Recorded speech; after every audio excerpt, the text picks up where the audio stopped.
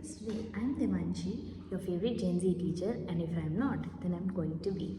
So today हम आज complete कर लेंगे अपना रिप्रोडक्शन इन प्लांट्स बिकॉज आप लोगों का पेपर आ रहा है with previous year questions. So plants में हमने पढ़ना है सेक्सुअल रिप्रोडक्शन. तो sexual reproduction in plants starts with the flower because flower में ही क्या हो रही है, फ्लावर ही रिप्रोडक्टिव पार्ट है, फ्लावर में ही उसकी रिप्रोडक्शन होगी. तो फ्लावर में हमारे पास 4 पार्ट्स होते हैं जिनको हम वर्ल्स बोलते हैं और इन वर्ल्स में 2 हमारे पास एक्सेसरी एक्स्ट्रा ऑर्गन्स होते हैं और 2 रिप्रोडक्टिव ऑर्गन्स होते हैं. जो हमारे एक्स्ट्रा ऑर्गन हैं वो है कैलिक्स जिसको हम सेपल भी बोलते हैं, करोला उसके वॉल को बोलते हैं जो पेटल का वॉल होता है. तो ये हमारे दोनों कैसे हैं, एक्सेसरी ऑर्गन्स. ये दोनों कैसे हैं, हमारे एक्सेसरी ऑर्गन्स. और जो एंड्रोशियम एंड गाइनोशियम है ये रिप्रोडक्टिव ऑर्गन है जहाँ एंड्रोशियम मेल है और गाइनोशियम फीमेल है. तो हमने एंड्रोशियम के जो पार्ट्स हैं, जो एंड्रोशियम या स्टेमन के हमारे पास 2 पार्ट्स हैं, एंथर एंड स्टेमन के हमारे पास 2 पार्ट है, एंथर एंड फिलामेंट. और जो हमारा गाइनोशियम है उसके पास हमारे 3 पार्ट है, स्टेग्मा, स्टाइल एंड ओवरी. तो हमने सबसे पहले स्टेमन के बारे में पढ़ना है. स्टेमन में सबसे मेन पार्ट कौन सा है, एंथर. एंथर कैसा स्ट्रक्चर है, देखने में ही पता लग रहा है एंथर कैसा स्ट्रक्चर है, बाई लोब स्ट्रक्चर है. एंथर एक बाई लोब स्ट्रक्चर है और डाइथीकस मतलब हर लोब के अंदर 2 डिविजन्स है, 2 थीका है और इसके अंदर होती है 4 माइक्रोस्पोरेंजिया जहाँ पॉलन ग्रेन की फॉर्मेशन होती है. अब हर इसको याद करने के लिए कि इसकी लेयर्स कितनी है, 4 लेयर्स होती है इसकी, एपिडर्मिस, एंडोथीशियम, टेपटम और मिडल लेयर. इन चारों लेयर्स को याद करने के लिए मेरे पास एक बहुत अच्छी ट्रिक है आप लोगों के लिए, क्योंकि इस लेयर का सीक्वेंस आता ही आता है. तो इस लेयर के लिए हमारे पास एक क्यूट सी ट्रिक है, every engineer makes tools. Every engineer makes tools. तो every means epidermis, engineer means endothecium, makes means middle layer और टूल्स मीन्स टेपटम. तो ये आप अच्छे से याद कर लो इसको. और जो सबसे आउटर वाली लेयर होगी उसका काम क्या होगा, प्रोटेक्ट करने का. और जो सबसे इनर वाली लेयर होगी उसका काम क्या होगा, न्यूट्रिशन प्रोवाइड करने का. तो वो न्यूट्रिशन प्रोवाइड करेगा. और अगर कहीं भी ये न्यूट्रिशन प्रोवाइड करने में फेल हो जाती है तो जो पॉलन ग्रेन बनेंगे, जो मेल गैमेटोफाइट बनेगा उसकी वायबिलिटी नहीं होगी. वायबिलिटी नहीं होगी का क्या मतलब है, वायबिलिटी की नहीं होगी का मतलब ये है कि वो आगे रिप्रोडक्शन नहीं कर पाएगा. That is meant by viability. 2019 में रिपीट भी हुआ था क्वेश्चन. ठीक है. अब इसके फॉर्मेशन के, पॉलन ग्रेन के फॉर्मेशन को हम क्या बोलते हैं, माइक्रोस्पोरोजेनेसिस. और माइक्रोस्पोरोजेनेसिस क्यों बोलते हैं, माइक्रोस्पोरोजेनेसिस का मतलब होता है कि एक microspore mother diploid microspore mother cell से एक हैप्लॉयड माइक्रोस्पोर बन रहा है, इसीलिए हम इसको बोल रहे हैं माइक्रोस्पोरोजेनेसिस, जिसमें 2 मियोसिस की डिवीजन होती है. मतलब मियोसिस की डिवीजन होती है जिसमें 2 डिवीजन होती हैं, एक रिडक्शनल डिवीजन, एक इक्वेशनल डिवीजन. ये हमने छोटी क्लासेस में भी पढ़ा हुआ है. तो इस माइक्रोस्पोर मदर सेल से जो 2n है उससे क्या बनता है, माइक्रोस्पोर टेट्राड जो n है. ठीक है. तो इसकी डेफिनेशन है haploid microspore formation from diploid microspore mother cell. Simple, इसमें तो कोई दिक्कत नहीं है. ये 2n याद रखना, इससे न्यूमेरिकल्स आ जाते हैं. ठीक है. और ये ध्यान रखना, हर एक माइक्रोस्पोर मदर सेल से 4 माइक्रोस्पोर बनते हैं, जिसकी वजह से हर एक माइक्रोस्पोर मदर सेल से 4 पॉलन ग्रेन की फॉर्मेशन होती है. अब इस माइक्रोस्पोर से पॉलन ग्रेन का स्ट्रक्चर कैसे अलग है, अब हम वो देखेंगे. तो पॉलन ग्रेन का स्ट्रक्चर कैसा होता है, उसमें या तो 2 सेल स्टेज होती है या 3 सेल स्टेज होती है. तो यूजुअली जो फॉर्म होती है वो 2 सेल स्टेज होती है. इसमें एक वेजिटेटिव सेल होता है और एक जेनरेटिव सेल होता है. वेजिटेटिव सेल नाम से क्लियर है, वेजिटेबल जैसे साउंड करे तो क्या करेगा, स्टोरेज करेगा. क्या करेगा, स्टोरेज करेगा. जेनरेटिव सेल में क्या होता है, मेल गैमीट होता है. फिर हमारे पास आती है एक्साइन और इंटाइन. ये क्या चीज़ है भाई, इसकी आउटर कवरिंग्स है जो सबसे आगे ऊपर प्रेजेंट होगी वो सबसे स्ट्रॉन्ग होगी, फॉसिल की तरह एक्ट करेगी, बहुत ही ज़्यादा आपको प्रोटेक्ट करेगी पॉलन ग्रेन को। तो ये जो होती है स्पोरोपोलन की बनी हुई होती है, इसीलिए इतनी स्ट्रॉन्ग होती है कि इसे कोई भी एनवायरनमेंट, चाहे एल्कलाई हो, कोई पीएच खराब हो, कोई कुछ भी कैसा भी एनवायरनमेंट हो, टेम्परेचर ऊपर नीचे हो, सबको झेल लेती है। ये बिल्कुल तुम्हारी तरह स्ट्रॉन्ग है ये कि सब कुछ झेल लेते हो तुम। उसी तरीके से, क्योंकि अब तुमने मेडिकल ली है तो अब झेलने के लिए तैयार हो तुम, तभी तुमने मेडिकल ली है, तो हर चीज़ झेल लेती है स्पोरोपोलन बिल्कुल तुम्हारी तरह। फिर इंटाइन होती है हमारी सॉफ्ट सी, जैसे तुम अंदर से हो, सेलुलोज और पेक्टिन की बनी हुई होती है। पर ये जर्म पोर किस लिए प्रेजेंट है? जर्म पोर क्या है? जर्म पोर वो एरिया है जहाँ से पोलन ट्यूब की फॉर्मेशन होगी, जहाँ से पोलन ट्यूब की फॉर्मेशन होगी, जर्म पोर वो एरिया है। ठीक है, अब ये जब पोलन ट्यूब में जाते हैं उस टाइम पे यहाँ पे सेकेंड डिवीजन होती है इसके अंदर, जिससे जेनरेटिव सेल जो है दो में डिवाइड कर जाता है और दो मेल गैमेट की फॉर्मेशन हो जाती है। क्योंकि यहाँ पे हमें डबल फ्यूजन देखना है, डबल फर्टिलाइजेशन देखना है उसके अंदर, क्योंकि दो मेल गैमेट से फ्यूजन होगा, इसीलिए डबल फर्टिलाइजेशन बोला जाता है। अच्छा, ये जो पोलन ग्रेन बना है, अब इसकी पॉलिनेशन होगी। पॉलिनेशन मतलब अब इसको ट्रांसपोर्ट भी तो करना है ना जहाँ इसको जाना है, तो पॉलिनेशन कहाँ होगी? ये पॉलिनेशन होती है हमारी स्टिग्मा के ऊपर। तो ये जो स्टिग्मा के ऊपर पॉलिनेशन होती है, अगर तो एक ही फ्लावर के स्टिग्मा पे हो रहा है तो कहते हैं हम ऑटोगैमी, अगर एक ही प्लांट के स्टिग्मा पे हो रहा है तो कहते हैं गेटनोगैमी, और अगर अलग प्लांट के स्टिग्मा पे हो रहा है तो जीनोगैमी। कोई प्रॉब्लम इसमें? कोई दिक्कत नहीं है। देखो आपको क्लियरली डायग्राम दिखाया गया, एक ही फ्लावर में हो रहा है तो ऑटोगैमी, ये अलग फ्लावर में लेकिन सेम प्लांट में हो रहा है तो गेटनोगैमी, और अलग फ्लावर में या अलग प्लांट में हो रहा है तो जीनोगैमी। अब इससे रिलेटेड भी तुमसे क्वेश्चंस पूछते हैं। अब टाइप ऑफ फ्लावर पर भी डिपेंड करता है कि उसमें कौन सी पॉलिनेशन हो सकती है। या तो फ्लावर्स ओपन हो सकते हैं या क्लोज्ड हो सकते हैं। जो ओपन होते हैं उसको कैस्मोगैमस बोलते हैं, और जो क्लोज होते हैं उसको क्लिस्टोगैमस बोलते हैं। क्लिस्ट मतलब फिस्ट, फिस्ट जैसे बंद होती है, मुट्ठी बंद होती है ना, उसी तरह से क्लिस्टोगैमस कैसे होते हैं? क्लोज फ्लावर्स होते हैं। ठीक है, अब क्लिस्टोगैमस में कौन सी होगी पॉलिनेशन? जब वो ओपन ही नहीं होगा, क्लोज्ड होगा, तो ऑटोगैमी होगी, सिर्फ अपने आप से ही पॉलिनेशन कर सकता है वो और किसी और से नहीं कर सकता। पर कैस्मोगैमस फ्लावर में गेटोगैमी भी हो सकती है और जीनोगैमी भी हो सकती है। अब जीनोगैमी इतनी इंपॉर्टेंट क्यों है? क्योंकि अलग प्लांट पे जा रहा है तो वेरिएशन के चांसेस हैं, इसीलिए जीनोगैमी बहुत इंपॉर्टेंट है। और वो कहाँ होती है? कैस्मोगैमस फ्लावर्स में होती है, और जो वेरिएशन कॉज करवाती है। अब हमने ये पढ़ना है कि इनको पॉलिनेशन को करवाता कौन है। टाइप्स ऑफ पॉलिनेटिंग एजेंट्स पढ़ने हैं हमने। तो एबायोटिक और बायोटिक हो सकते हैं। एबायोटिक मतलब नॉन लिविंग एंड बायोटिक मतलब लिविंग। और एबायोटिक एजेंट्स कौन से? हमारे पास दो ही हैं, विंड और वाटर। विंड के लिए बोलते हैं हम एनीमोफिली और वाटर के लिए बोलते हैं हाइड्रोफिली। तो एनीमोफिली को याद करने का सिंपल तरीका है, उस एग्जाम्पल को MGW, मेज ग्रास वीट। तो ये मेज ग्रास और वीट में होती है एनीमोफिली। अब विंड पॉलिनेशन के लिए बड़े अच्छे क्वेश्चंस भी आते हैं कि इनके एंथर्स कैसे दिखेंगे, इनके पॉलन ग्रेन कैसे होंगे। तो मैं तुम्हें पहले ही बता देती हूँ, फेदरी एंथर्स होते हैं, लाइट पॉलन ग्रेन होते हैं ताकि वो विंड से जा सके, और हाई अमाउंट में पॉलन ग्रेन प्रोड्यूस होते हैं, और स्टिकी नहीं होते ताकि विंड जो है उनको बहा के लेके जा सके। वाटर पॉलिनेशन में जो होता है, जो हाइड्रोफिली होती है, उसके अंदर क्या होता है? स्टिकी उसके ऊपर सब्सटेंस लगा होता है जिससे वाटर उसको ख़राब ना कर दे। ऐसा सब्सटेंस उसके ऊपर लगा होता है ताकि वाटर उसकी बॉल्स को ख़राब ना कर दे, और उसकी वायबिलिटी भी होती है, वो भी हाई नंबर में प्रोड्यूस होते हैं।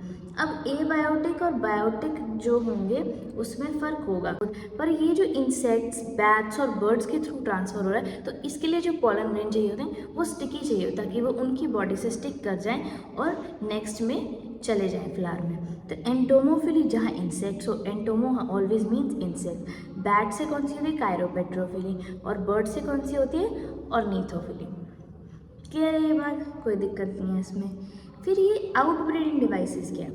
ऐसे डिवाइसेस जो डिप्रेशन को कंट्रोल करें, मतलब जो अगर हमेशा ऑटोगैमी होती रहेगी, सेल्फ फर्टिलाइजेशन करता रहेगा, तो उसमें इनब्रीडिंग डिप्रेशन आ जाता है। उसमें क्या आ जाता है? इनब्रीडिंग डिप्रेशन आ जाता है। तो इनब्रीडिंग डिप्रेशन को प्रिवेंट करने के लिए आउटब्रीडिंग डिवाइसेस बनाए जाते हैं।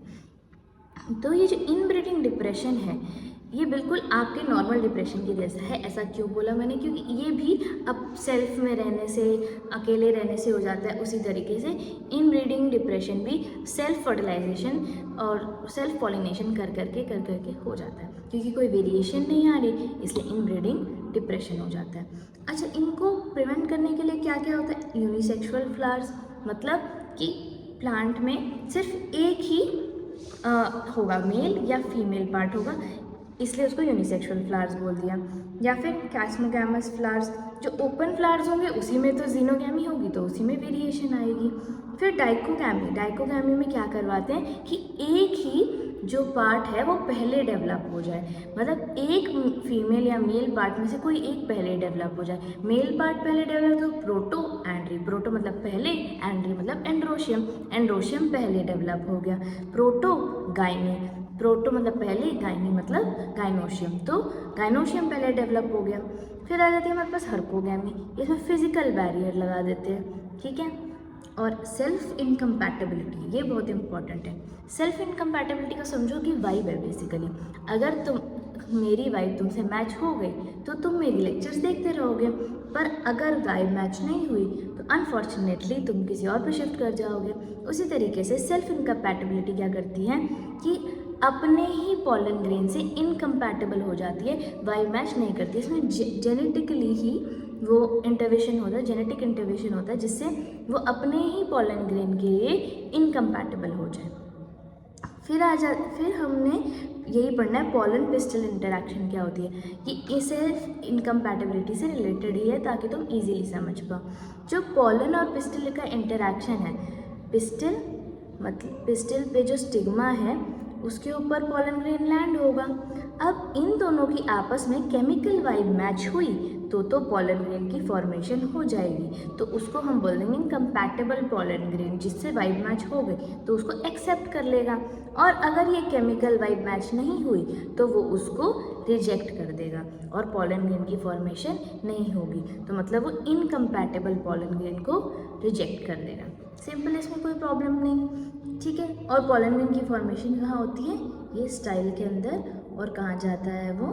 हमारा ओव्यूल के पास, ताकि वो उसे फर्टिलाइज कर सके। फिर एक बड़ा इंपॉर्टेंट टॉपिक आ जाता है आपका आर्टिफिशियल हाइब्रिडाइजेशन। हम अपनी मर्जी से अपनी मर्जी का प्लांट बना रहे हैं, उसी को हम बोल रहे हैं आर्टिफिशियल हाइब्रिडाइजेशन। तो आर्टिफिशियल हाइब्रिडाइजेशन क्या होता है? एक कंट्रोल्ड पॉलिनेटिंग टेक्निक है जिसमें हाई ईल्ड और डिजीज रेजिस्टेंट प्लांट्स को बनाया जाता है। तो वो कैसे बनाएंगे? तो हम खुद ऐसे प्लांट्स दो चूज़ करेंगे जिसमें बहुत ज़्यादा हाई ईल्ड हो या एक बहुत ज़्यादा डिजीज़ रेजिस्टेंट हो। अगर दोनों को मिक्स कर देंगे तो क्या बन जाएगा? तो बन जाएगा हमारा न्यू प्लांट। ये मिक्स करने का तरीका हमने पढ़ना है। तो सबसे पहले होता है selection of parents of desired quality. तो सिलेक्शन ऑफ पेरेंट्स हमने करना है डिज़ायर्ड क्वालिटी के। फिर हमने इमैस्कुलेशन कर देनी है उसके ऊपर। इमैस्कुलेशन मतलब अगर वो बाइसेक्सुअल फ्लावर है तो उसके अंदर से जो मेल पार्ट है उसको रिमूव कर देंगे, और ये होता है पोटैटो में, क्योंकि पोटैटो एक बाइसेक्सुअल फ्लावर है। फिर होती है हमारी बैगिंग। बैगिंग मतलब हम उस पार्ट को, जो हमारा फीमेल पार्ट है, उसको कवर कर देंगे बटर पेपर से। क्यों? ताकि कोई और पॉलन ग्रेन ना उसको पॉलिनेट कर दे, क्योंकि हमने खुद से जो पॉलिनेट करना है वही पॉलिनेशन करेंगे। तो जो पॉलिनेशन है वो डस्टिंग से होगा। हम अपनी मर्ज़ी के पॉलन ग्रेन जो हमने डिज़ायर्ड क्वालिटी के चूज़ किए होंगे उसी को पॉलिनेट करेंगे, डस्टिंग कर देंगे उसके ऊपर, और फिर से रीबैगिंग कर देंगे ताकि कोई और पॉलन ग्रेन उसके साथ पॉलन ट्यूब ना बनाए, जो हमारा पॉलन ग्रेन है वही पॉलन ट्यूब बनाए। अगर कोई यूनिसेक्सुअल फ्लावर है, क्या उसमें तब इमैस्कुलेशन की ज़रूरत पड़ेगी? जब उसमें स्टेमन होंगे ही नहीं तो इमैस्कुलेशन नहीं करनी पड़ेगी। तो ये पपाया में सिर्फ बैगिंग ही की जाती है, इमैस्कुलेशन नहीं की जाती है। 2019 में आपका क्वेश्चन भी आया था, ठीक है। फटाफट हम पिस्टल पे चलते हैं। हम नेक्स्ट, पिस्टल क्या है? फीमेल पार्ट है, उसमें क्या होता है? स्टिग्मा, स्टाइल और ओवरी, ये तो हमने पहले ही पढ़ा। और ओव्यूल, ओव्यूल हमने न्यू पढ़ना। तो ओव्यूल क्या होता है? ओव्यूल हमारा फीमेल गेमेटोफाइट है जो फीमेल गेमेट को कंटेन करता है, एम्ब्रियो सैक को कंटेन करता है। अब इसमें दो एंड्स होते हैं, एक होता है चिलाजा और एक होता है माइक्रोपाइल। जहाँ से पोलन ट्यूब एंटर करेगी उसको बोल देंगे micropyle. Micropyle is basically the door, और उसके अपोजिट में कौन सा होगा, उसके अपोजिट में चिलाजा होगा। अब इसके ना आउटर कवरिंग्स होती हैं, इसकी आउटर कवरिंग्स क्या होती है, आउटर इंटेग्यूमेंट, जो बाहर होगा वो आउटर इंटेग्यूमेंट, फिर इनर इंटेग्यूमेंट, इसमें कोई दिक्कत नहीं है। इसका जो स्टॉक लाइक स्ट्रक्चर है जहाँ से कनेक्ट होगा उसको फ्यूनिकल, और किससे कनेक्ट होता है, प्लेसेंटा से। ठीक है, ये कैसा टाइप का ओव्यूल है, ये एनाट्रोपस होता है। एनाट्रोपस बिल्कुल ऐसे होता है, फिर हेमीट्रोपस ऐसे होता है, तो जो 90 डिग्री पे वो हेमीट्रोपस होता है। तो इस तरीके से अलग अलग शेप्स भी होती हैं इसकी। फिर आ जाता है हमारा इस ओव्यूल का, ये एम्ब्रियो सैक का फॉर्मेशन कैसे हो रहा है, तो ये होता है मेगास्पोर मदर सेल से। मेगास्पोर मदर सेल में डिवीजन होती है बिल्कुल माइक्रोस्पोर मदर सेल जैसी, पर इसमें प्रॉब्लम क्या आ जाती है कि इसमें 3 ऐसे सेल बन जाते हैं जो डीजेनरेट हो जाते हैं। सिर्फ एक ही फंक्शनल होता है, सिर्फ एक ही कैसा होता है, फंक्शनल होता है, जिसमें न्यूक्लियर डिवीजन होते हैं और उसमें 8 न्यूक्लिएट स्ट्रक्चर बन जाता है। कैसा बन जाता है, 8 न्यूक्लिएट स्ट्रक्चर बन जाता है, जो हमने आगे पढ़ना है। तो इसमें अब हम पढ़ेंगे स्ट्रक्चर ऑफ दिस ओव्यूल। तो इसमें कैसा स्ट्रक्चर होता है, 7 सेल 8 न्यूक्लिएट। क्या स्ट्रक्चर होता है, 7 सेल 8 न्यूक्लिएट स्ट्रक्चर होता है इसके अंदर। तो कैसे होगा वो, अब एक होती है माइक्रोपाइलर एंड जहाँ से एंट्री होगी पोलन ट्यूब की, तो वो किसकी साइड होता है, ये होते हैं हमारे सिनर्जिड्स की साइड। ये कहाँ होते हैं, सिनर्जिड्स की साइड। और ये एंटर किसकी हेल्प से करते हैं, फिलीफॉर्म अपरेटस, जो इसको रास्ता दिखाती हैं। और उसके ऊपर क्या होता है, एग सेल, जहाँ फर्टिलाइजेशन होनी है। ठीक है, जिसकी फर्टिलाइजेशन से क्या बनेगा, जाइगोट बनेगा। फिर उसके ऊपर क्या प्रेजेंट है, 2 पोलर न्यूक्लियाई। क्या प्रेजेंट है, 2 पोलर न्यूक्लियाई प्रेजेंट है, जहाँ पे जब मेल गैमीट फ्यूज होगा तो क्या बनाएगा, ट्रिपल फ्यूजन करेगा और एंडोस्पर्म बनाएगा, जो फर्दर हमारे जो एम्ब्रियो है, जो जाइगोट है, उसको पॉलिनेट करेगा। तो ये जो हमारा स्ट्रक्चर है ओव्यूल का, उसको 7 सेल्ड और 8 न्यूक्लिएट क्यों कहते हैं, क्योंकि उसमें 8 न्यूक्लियस हैं, 3 एंटीपोडल सेल्स की, 2 पोलर न्यूक्लियाई की, 1 एग सेल की और 2 सिनर्जिड्स की। और हम इसको 7 सेल स्ट्रक्चर क्यों कह रहे हैं, 3 एंटीपोडल सेल्स हैं, वो हमें पता है। फिर ये जिसमें पोलर न्यूक्लियाई प्रेजेंट है, इसको हम बोलते हैं सेंट्रल सेल। तो एक सेंट्रल सेल है, एक एग सेल है और 2 सिनर्जिड्स हैं। तो ये 7 सेल और 8 न्यूक्लियर स्ट्रक्चर है, और ये कई बार आपके पास पूछा हुआ है, कई बार आपसे पूछा जाता है। तो ये चीज़ ध्यान रखना और याद रखना, ठीक है। अब इसके प्रीवियस ईयर क्वेश्चन दिखा देती तुमको। Enclose with an integument a typical anatropous ovule, जो हमने ये ओव्यूल देखा था, एनाट्रोपस ओव्यूल है, वो diploid mass of cellular tissue उसमें होता है, उसको क्या बोलते हैं, जो ये जो diploid mass of cellular tissue है, इसको हम न्यूसेलस बोलते हैं। अच्छा, explain the monosporic development of embryo sac. अब इसमें तुमने ये बताना है कि जो 2n micro mother cells megaspore mother cell से क्या बन रहा है, मेगास्पोर बन रहा है, और वो कैसे बनता है, 3 डीजेनरेट हो जाते हैं, एक फंक्शनल बनता है, जिससे आगे ओव्यूल की फॉर्मेशन होती है। ठीक है, अब आगे डबल फर्टिलाइजेशन पे चलते हैं। फिर डबल फर्टिलाइजेशन में क्या होता है, पोलन ट्यूब एंटर करेगी सिनर्जिड्स में। जब एंटर करेगी सिनर्जिड में, फिर क्या करेगी, मेल गैमीट होंगे 2, वो रिलीज हो जाएंगे उसके अंदर। तो इसमें होते हैं 2 इवेंट्स, सिनगैमी और ट्रिपल फ्यूजन। सिनगैमी में क्या होगा, मेल गैमीट जो है एग सेल के साथ फ्यूज करके क्या बनाएगा, जाइगोट बनाएगा। और ट्रिपल फ्यूजन में मैंने पहले ही बताया, मेल गैमीट क्या करेगा, 2 पोलर न्यूक्लियाई के साथ करेगा फ्यूज और एंडोस्पर्म बनाएगा, और एंडोस्पर्म जाइगोट को क्या करेगा, नरिश करेगा, न्यूट्रिशन प्रोवाइड करेगा। इसी को हम क्या बोल रहे हैं, डबल फर्टिलाइजेशन, क्योंकि मेल गैमीट की 2 बार फर्टिलाइजेशन हो रही है। क्लियर है ये बात। अब इसमें क्वेश्चंस देख लो कैसे आते हैं।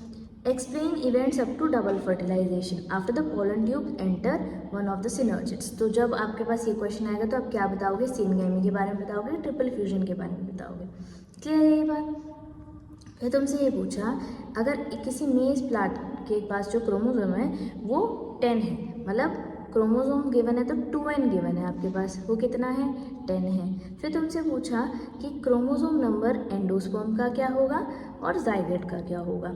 तो जाइगोट का नंबर क्या होता है 2n, एंडोस्पर्म का नंबर क्या होता है 3n, क्योंकि 3 न्यूक्लियस से बना इसलिए 3n उसका नंबर होगा, ठीक है। और किसी भी गैमीट के बारे में पूछ ले तो n, तो अगर जाइगोट का तो 2n ही होगा, मतलब 10 ही है, और एंडोस्पर्म का होगा 3n, तो क्या बोल देंगे 15 है, ठीक है, क्योंकि n क्या है हमारा, गैमीट का क्या था 5 था। इसी तरीके के आपके पास न्यूमेरिकल आ सकते हैं इसमें।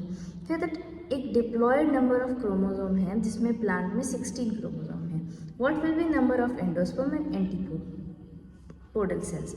एंडोस्पर्म और एंटीपोडल सेल का, एंडोस्पर्म का 3n और एंटीपोडल सेल्स किसका पार्ट है वो तो मुझे कमेंट करके बताओगे, ठीक है। अब in a fertilised ovule n, 2n, 3n conditions occur respectively. अब तुम्हें ये बताना है n, 2n और 3n किस किस कंडीशन में होता है। n हो गया हमारा गैमीट, एंडोस्पर्म हो गया 3n और जाइगोट हो गया 2n। ये आपने बस इसमें लिखना है, ठीक है। अब हमने करने पोस्ट फर्टिलाइजेशन इवेंट। अब फर्टिलाइजेशन हो गई तो अब हमने करने पोस्ट फर्टिलाइजेशन इवेंट। तो फर्टिलाइजेशन के बाद क्या होगा, एंडोस्पर्म हमारा एंडोस्पर्म बन गया था हमारा फर्टिलाइजेशन के बाद। तो ये एंडोस्पर्म भी 3 तरीके का होता है, न्यूक्लियर एंडोस्पर्म, सेलुलर एंडोस्पर्म और हेलोबियल एंडोस्पर्म। मतलब जब एंडोस्पर्म की डेवलपमेंट होगी वो 3 तरीके से डेवलप हो सकता है। तो न्यूक्लियर एंडोस्पर्म में क्या होता है, तो ये क्या होता है, न्यूक्लियस जो है माइटोसिस करता है और बहुत सारे न्यूक्लियस बना लेता है, पर सेल डिवीजन नहीं होता, इसमें सेल वॉल की फॉर्मेशन नहीं होती, तो सिर्फ न्यूक्लियस ही न्यूक्लियस बना लेता है बहुत सारे।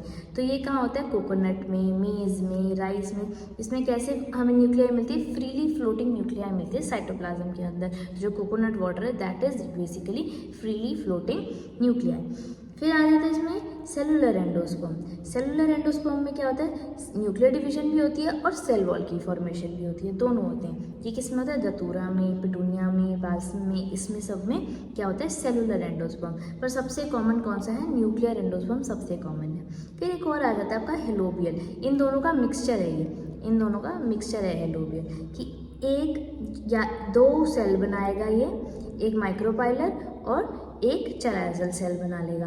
फिर उसके बाद न्यूक्लियर डिवीजन होती जाएगी। तो इसमें हमारे पास सेलुलर डिवीजन भी हो रहा है और न्यूक्लियर डिवीजन भी हो रहा है, दोनों चीज़ें हो रही हैं। क्लियर है एंडोस्पर्म।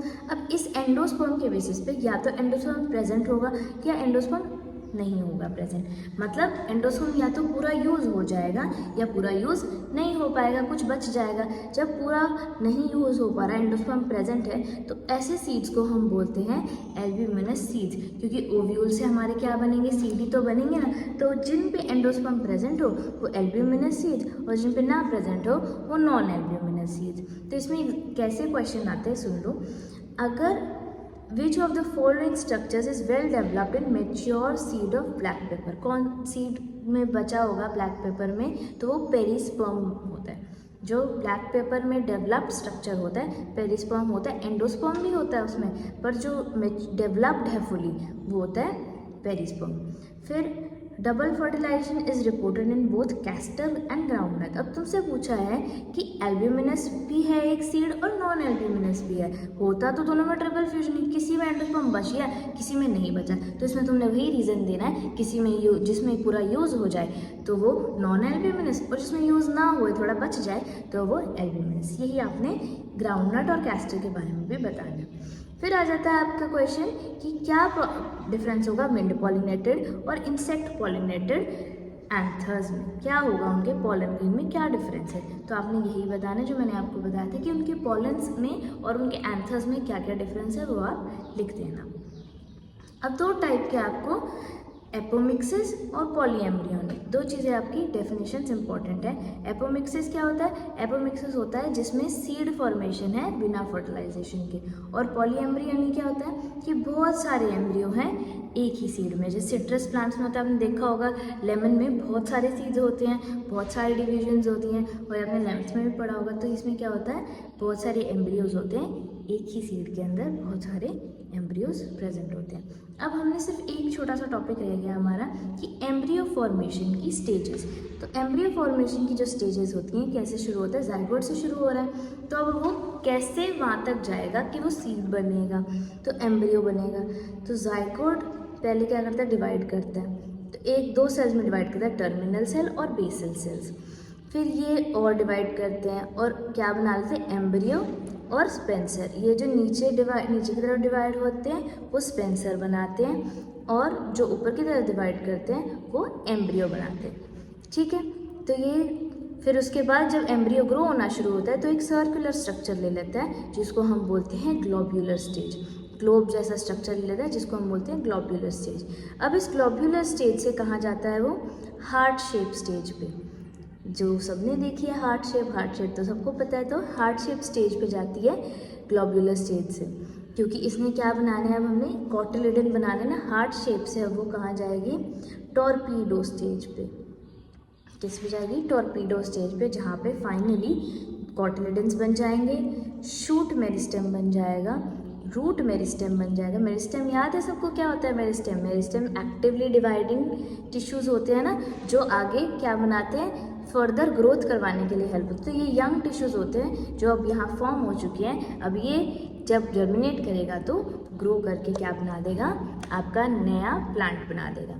अब ये मैंने क्विक रिवीजन करा दी है आप लोगों को। अपनी फेवरेट जेनजी टीचर को लाइक, सब्सक्राइब और शेयर करें बिना मत जाना, और कमेंट करना तो बिल्कुल मत भूलना, वरना मैं नाराज़ हो जाऊँगी तुमसे।